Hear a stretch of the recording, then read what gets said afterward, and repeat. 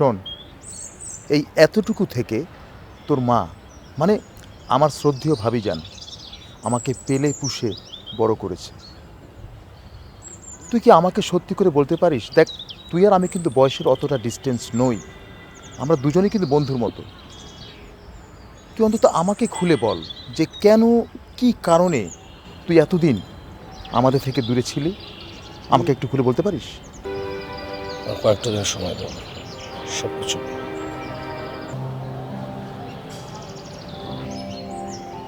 আসার পর থেকে ওকে দেখলামই না, ও তোমার সামনেই বলছে না। আমার এত আদরের ছোট ভাই, অথচ ও কই মা? ও ও আসলে লজ্জায়, সংকোচে তোর সামনে আসতে পারছে না। ও নিজেকে নিজেকে অপরাধী মনে করছে।